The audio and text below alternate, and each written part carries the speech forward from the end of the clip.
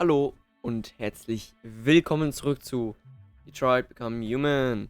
Und ja, heute schauen wir uns weiter die, ja, Kurzfilme oder Videos an und halt auch noch die anderen Extras. Und mir ist eingefallen, das Triff, Kara und Marcus hatten wir schon, aber Entdecke Detroit doch nicht, oder? Egal, wir machen einfach weiter. Ich halte meine Fresse. Pour la bande originale du jeu, on a essayé d'être For the soundtrack of the game, we tried to be very close to what is done in film. We were constantly asking at each place in the game, why are we putting music here? What is it going to say? So we focused the music on bringing emotion, which is interactive and supports the character's arc. I'm sorry, honey.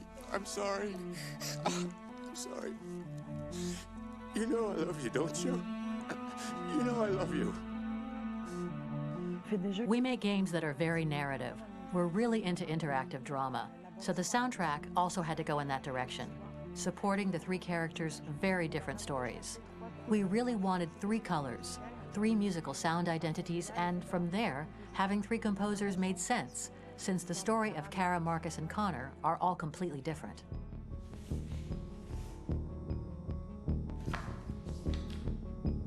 You recognize him? It's Carlos Ortiz. For Connor, we wanted a soundtrack that could be very cold and very mechanical, very machine-esque somehow. For Kara, we wanted a soundtrack that would be very moving and emotional. It was about the quest for identity, but it was also a journey about love and empathy. And for Marcus, we wanted something epic, something that would really represent the grand aspect of his quest. And we were very fortunate to find three incredibly talented composers, and working with them has been a dream, honestly.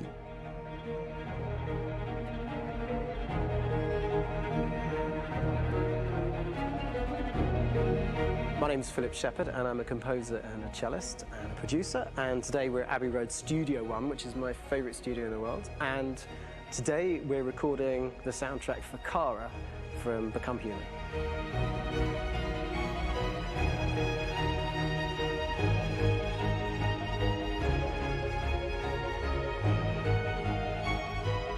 So when I compose a big project, I often travel just to kind of get out, and get some fresh air and some inspiration. And I go hiking and traveling in Montana a lot. I had a log fire in the room that I was staying in, and the flames were kind of making absolutely direct music. And it became the basis for Kara's theme, and it sounds something like this.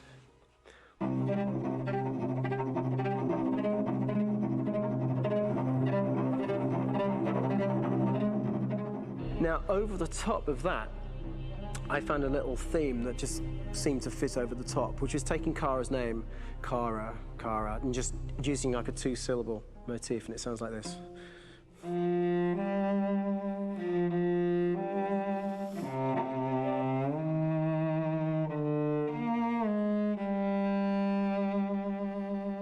going to pull through this, Alice. As long as we're together, nothing can hurt us.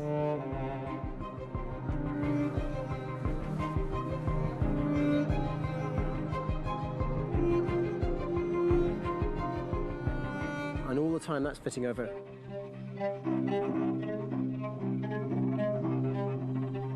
So it kind of works in lots of levels. And in fact, every single theme in the score has one of those elements built into it, and it becomes sort of the DNA of every single tune.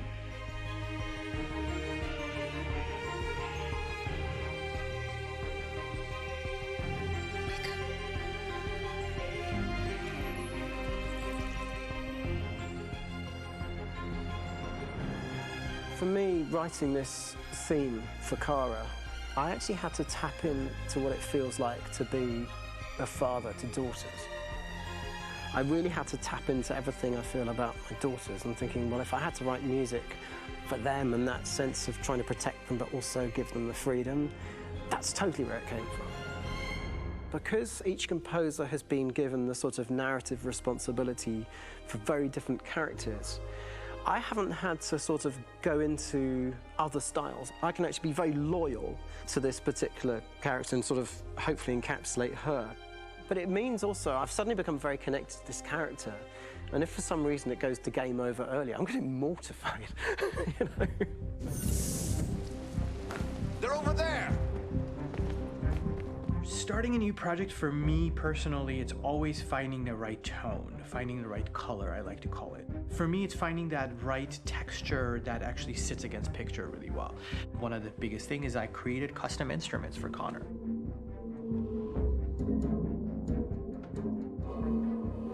I pulled out all my vintage synthesizers to be able to capture this robotic person, if you will. My approach to all of these custom instruments is that I hear the sound in my head. And either I could just come into the piano and just be like, all right, so I'm gonna just get on the computer and just create it. I rather be able to play these instruments physically. Oh, that's nice. If you can do the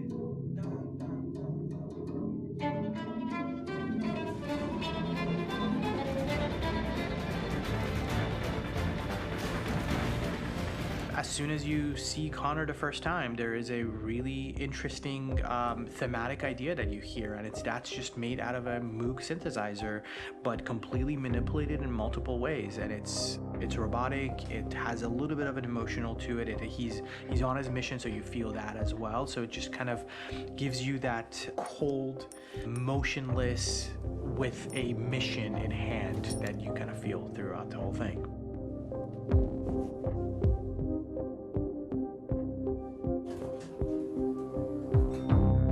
Because the music evolved, one of the things that I was very weary and I was very kind of focused on was the way that the music has to evolve. So my idea behind it was that Connor is a singular android that could at any point become a deviant or could actually stay as an android. So I created a more or less an Connor theme, and then I was able to just manipulate it in different aspects of it.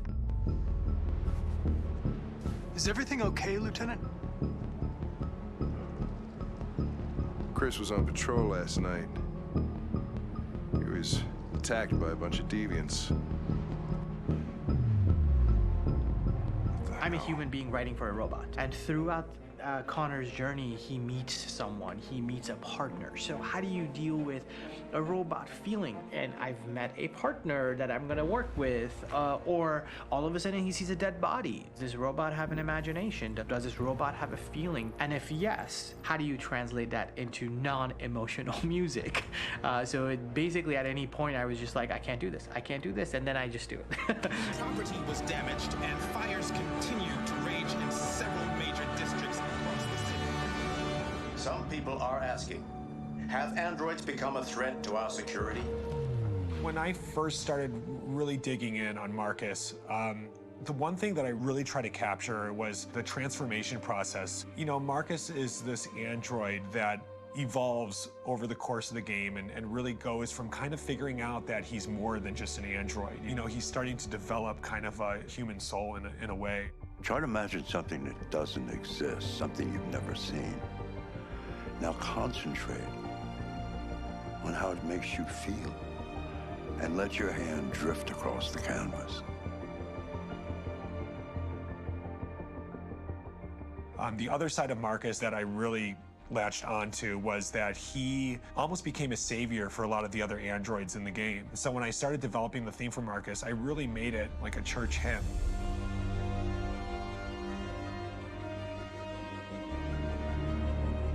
I wanted it to be very simple. I wanted to make it a chordal melody. I really wanted to make it almost like a Bach hymn. The tough thing with that is it had to be recognizable. If I made it too complex from a harmonic standpoint, it would be hard, I think, for people to kind of pick it out and recognize it. It's very acoustic derived, but it's also been treated with a lot of effects and things to kind of put it into the space that I felt the sound should be in.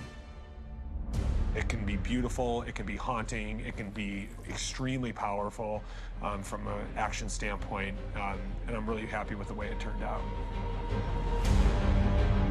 The music is there, but it's subliminal and it's emotional, and people are feeling it, and it's not distracting.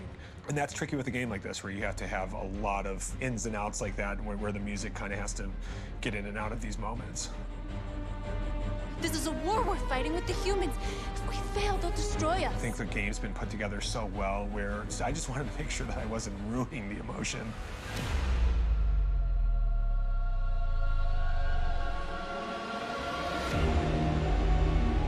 I gotta be honest, when we first started on this path, I said, oh man, this could be pretty messy, you know? I mean, it could feel disconnected, but I mean, it's amazing how they really guided us and got us to really kind of all be in the same world, but at the same time feeling completely different. So it's really gonna stand out and kind of be one of those games where people are really gonna notice the music and kind of how it was crafted and, you know, and all the hard work that went into being able to pull it off in a graceful way.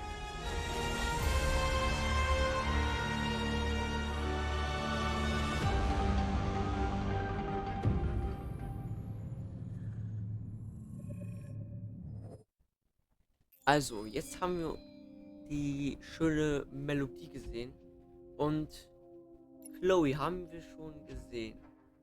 Also gucken wir uns jetzt mal Luther an. Detroit Kurzfilm. Luther.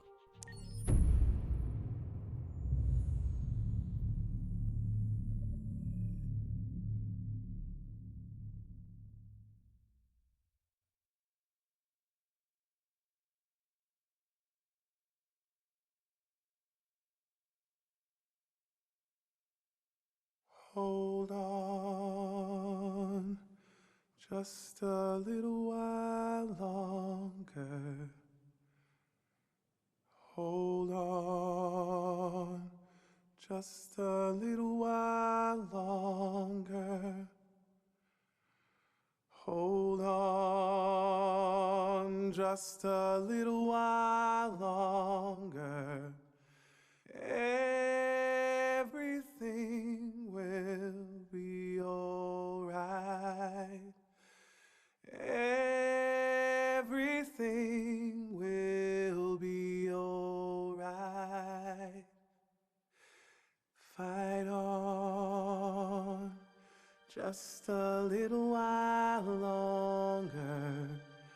Fight on, just a little while longer. Fight on, just a little while longer. Everything will be alright. Everything will be alright. We will sing on just a little while longer. Sing on just a little while longer. Sing on just a little while longer.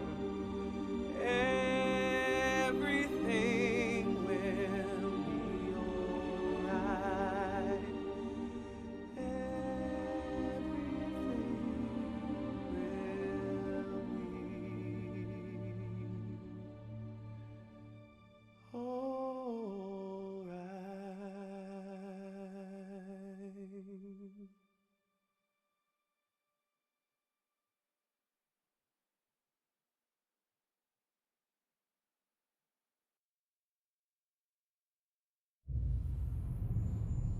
Boah, Alter, ich habe gerade richtig Gänsehaut kassiert. Jetzt mal ohne Witz.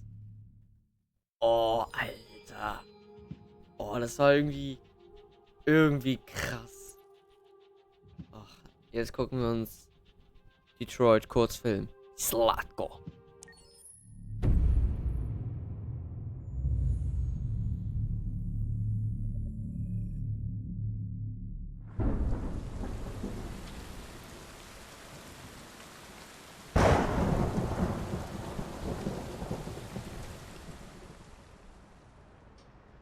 Rock-a-bye baby in the treetop. When the wind blows, the cradle will rock. When the bough breaks, the cradle will fall.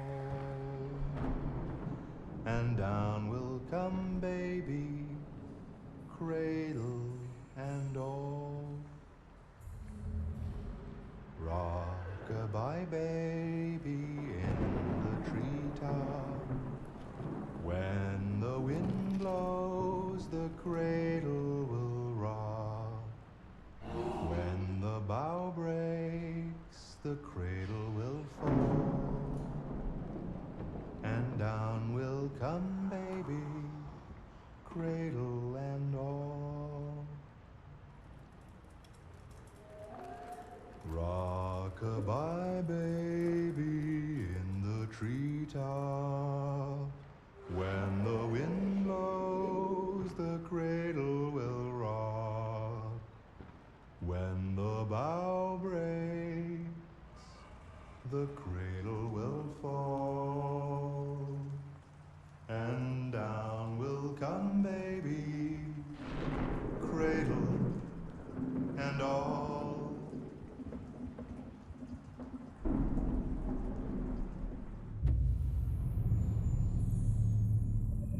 Alter, war das krank, Digga. Oh, lief mir ein kleiner Schauer über den Rücken. Oh, so als würde man so einen Horrorfilm, sieht man so einfach einen Serienkiller, Digga. Ist ja auch eigentlich auch so ein Serien-Androiden-Killer, aber naja. Jetzt schauen wir uns mal Kamsky Kurzfilme an.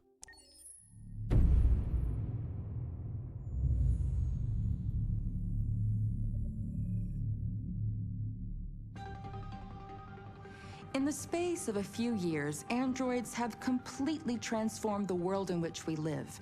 By letting androids into our homes and factories, the CyberLife company has made them everyday technology. The founder of CyberLife, Elijah Kamsky, is a very discreet man. Despite being the CEO of the highest valued company in the world and being voted Man of the Year by Century Magazine, he remains a mystery for most people. That's why we at KNC are so excited to be here as CyberLife opens its doors for the first time. Elijah Kamsky, could you please tell us where we are? Certainly, and welcome. We're currently in CyberLife's production center in Detroit, where all models are designed and manufactured. More than 10,000 androids come off the production line every day. Fascinating. Could you tell us what your goal was when you founded CyberLife? Well, I simply wanted to use technology to carry out all of our most annoying and repetitive tasks, so we'd have more time to enjoy life. I imagine you must have faced many challenges. Yes, there were technical challenges, but the hardest thing was to design an object that we would want to welcome into our homes. We had to imagine a machine in our own image that resembles us in every way, that moves, breathes, blinks like us, but yet is smarter and more capable than any human being. Let me show you around. We're here in Production Unit 4. Could you explain in a few words how the androids are made? Sure, yeah, it's very simple. We use machines to manufacture machines. The removable parts are assembled on a production line, and then we apply a synthetic skin to the whole body. A human operator checks the cognitive abilities with a pre-established protocol, and finally, the android is conditioned and sent out throughout the country. Here's the result. Say something. Hello, I am a RZ400 model. How can I be of service? You can go now.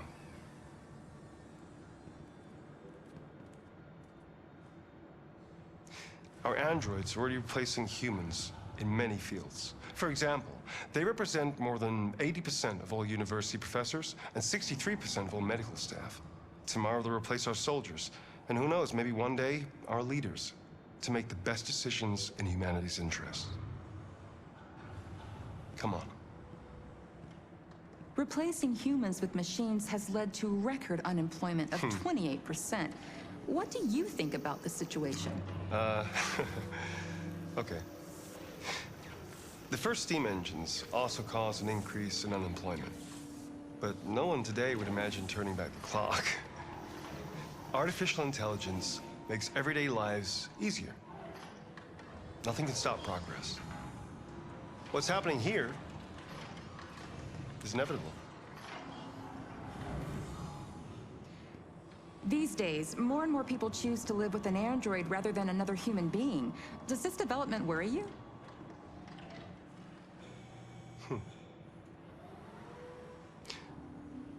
Everything's much easier with an android. They obey your orders without ever complaining. They can cook, discuss philosophy with you, have intimate relationships according to your desires. They never say no. Obviously, they are the perfect partner. Everyone deserves happiness. Why deprive yourself of so-called moral reasons when a machine can make you happy? Many science fiction books tell the story of how machines become more intelligent than us and end up confronting us. Aren't you worried about that possibility? I understand the irrational fears about artificial intelligence, but I assure you, that will never happen with a cyberlife android. They're designed to obey humans. They're machines. They can't ever develop any sort of desires or form of consciousness.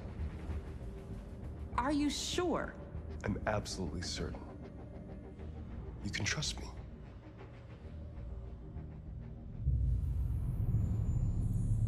Da hat sich Kemsky wohl ein bisschen verrechnet. Weil wir haben ja gesehen in Detroit, dass da ein bisschen was schief gegangen ist. Soundtracks gucken wir uns jetzt erstmal nicht an. Wir gucken uns erstmal die Galerie an. Also halt alle Charaktere. Galerie. Ich habe die schon alle freigekauft. Also können wir uns die einfach angucken. Wir haben Connor. RK 800. Ja, und wie der Kamera folgt. Wir haben auch verschiedene Variationen. Hier mit seiner scheiß Münze, Digga. Schon cool mit dem Schnee im Haar und so. Hier haben wir nochmal als Infiltrator. Da geht er richtig in die Aggressionspose.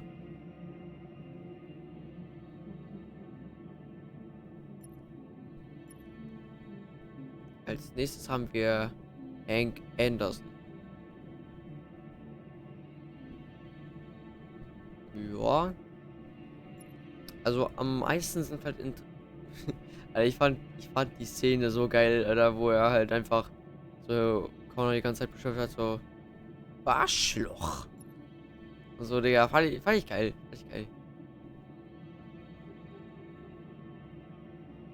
Ah, hier gibt es ja verschiedene Styles. Oh, und sogar im Schnee. Das ist auch gut aus.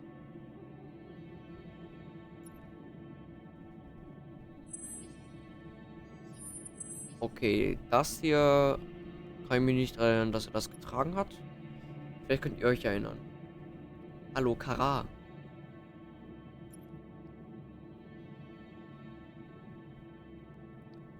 Aber ich finde es cool, dass sie so in ihren Fingern ein bisschen herumspielt. Den haben wir denn nicht. Das ist nur der Kara-Skin, wo wir geklaut haben. Diese. Das ist wieder ohne.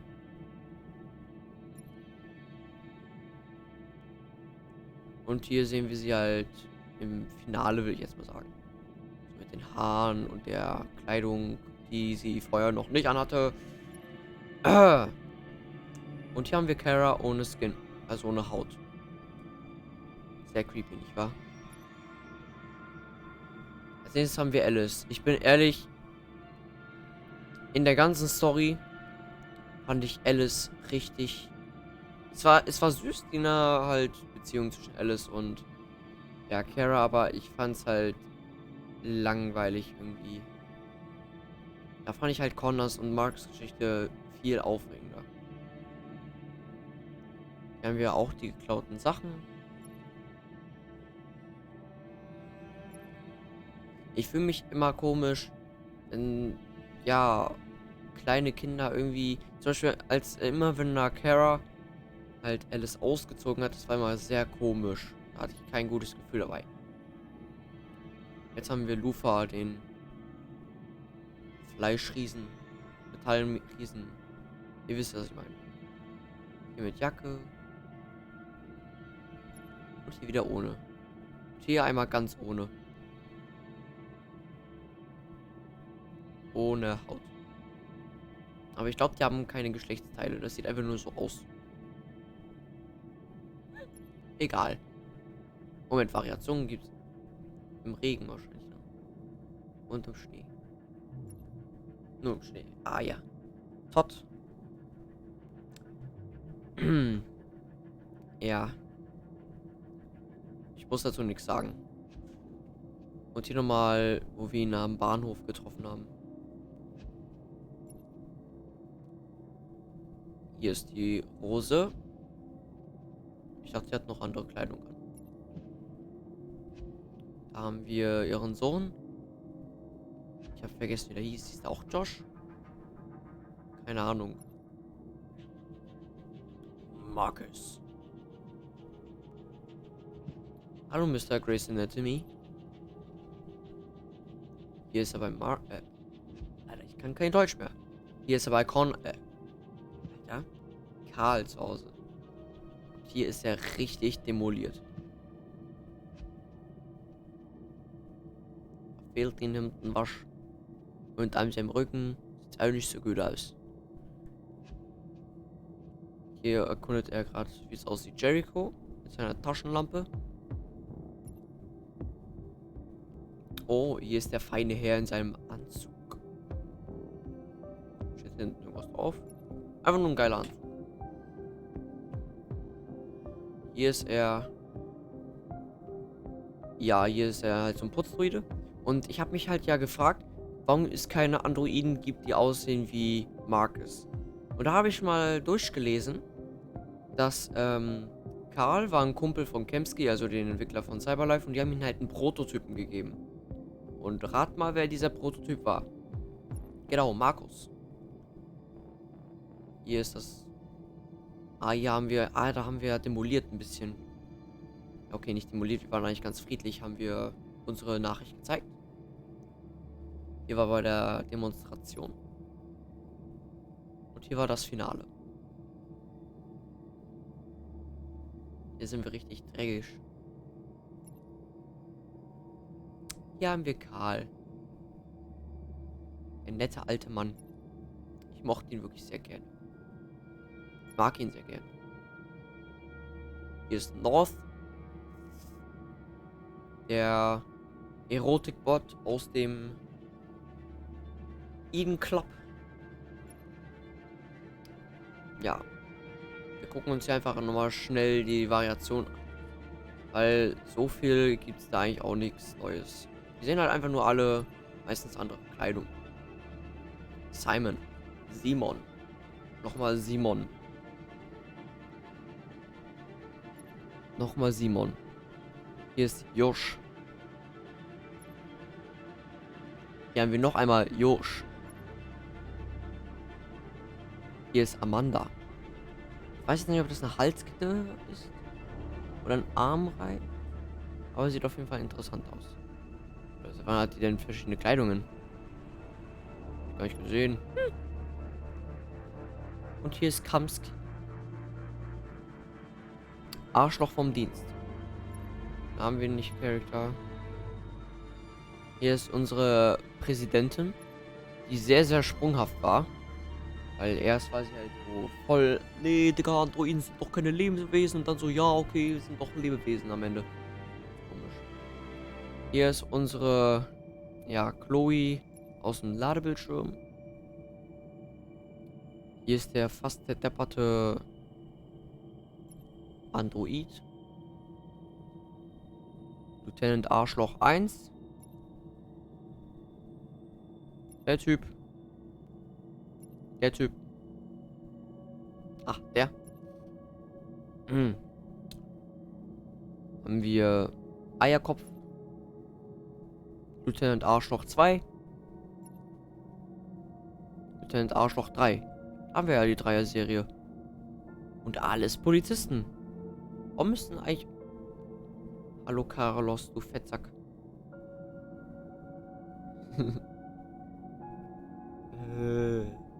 Ich will dich ausstehen. Hier ist der arme, misshandelte Android. Hier ist der Hier ist Sumo. Okay, ich mag Sumo. Ach, guck mal. Süßer Hund. Hier ist so ein Eden Club. Android. Noch eine, die mit blauen Haaren. Wo wir einmal die aussehen gekillt haben. Die habe ich gar nicht gesehen. Wahrscheinlich bei einem anderen Ding. Hier ist ja dieser Vogeltyp. Der mir leider entkommen ist. Hier ist der Typ, der einfach mich einmal umgelegt hat. Aber ich konnte mich legendär wieder retten. Das ist Raft. Das ist halt in einem Spielmodus, den ich halt... Spielmodus. An einem Spielstand, den ich halt gespielt habe. Der wurde halt hart demoliert, verbrannt und so. Hier ist nochmal ein bisschen nackig. Hier ist Salatko.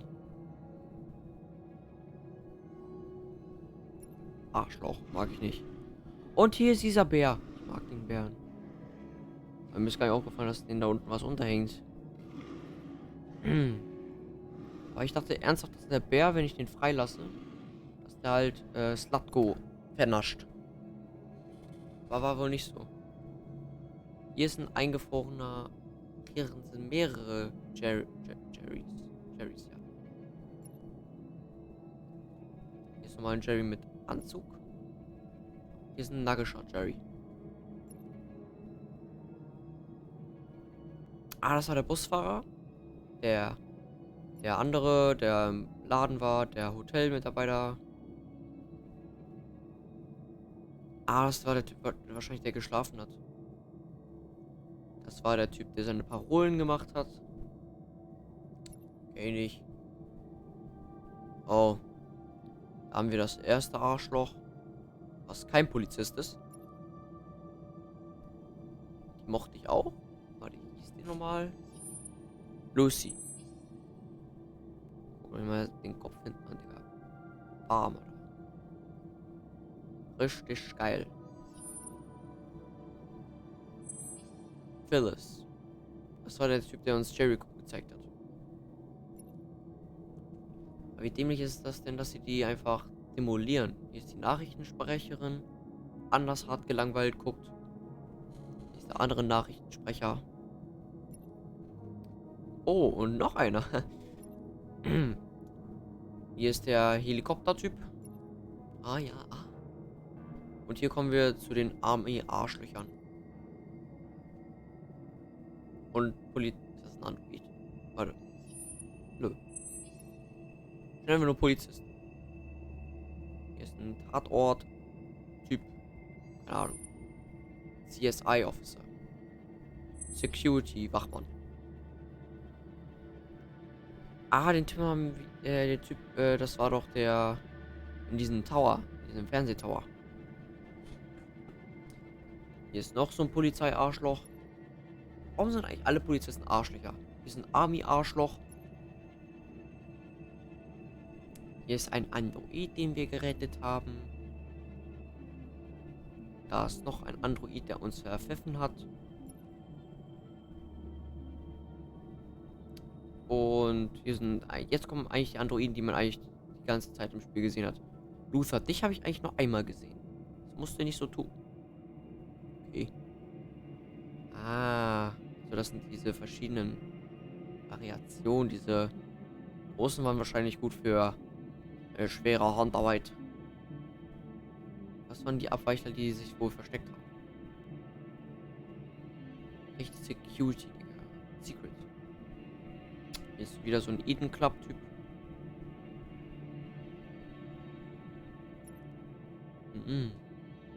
Noch mehr. Wow, nur die zwei? Ich dachte, da wären mehr gewesen. Wieder nur 2 Androiden Office Tests. Ah, okay, sind also diese Typen, die Slatko kaputt gemacht hat. What the fuck? Das Haare, die aus der Fresse.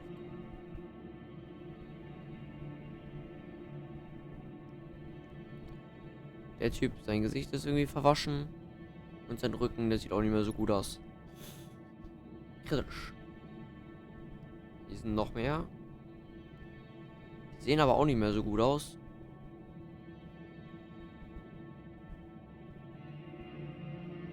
Sehen gar nicht mehr gut aus. Nö. Bäh. Was ist das denn? Kann ich nicht. Muss ich auch nicht können. Ich glaube, hier ist noch so ein Fernsehtyp. Ich meine, das ist doch der gleiche von vorhin. Hier ist... Ah, das war so ein Typ, der auf der Straße war. Wahrscheinlich waren das irgendwelche Passanten oder so. Hier ist ein kleiner Junge. Das war doch der Android, der, Oh. Moment. Moment mal. Hä? Den haben wir doch bei Jericho gesehen, als wir angekommen sind. Okay, jetzt bin ich verwirrt. Oh mein Gott. Schaut euch mal diese Taube an. Richtig geil, Alter. Geil, Alter. Das waren alle, ja, Soundtracks, glaube ich, brauche ich nicht. Also jetzt sind wir eigentlich mit dem Spiel durch. Ich habe mir vielleicht vorgenommen, ich bin noch nicht sicher, aber ich habe mir vielleicht nochmal vorgenommen, Detroit Become Human nochmal durchzuspielen, aber als Arschloch. So richtig Arschloch. Aber ich bin mir noch nicht ganz sicher, ob ich das mache. Aber jetzt würde ich erstmal sagen, danke fürs Zuschauen. Abo, Like, Kommentar. Und ja, da würde ich sagen, bis dahin und ciao.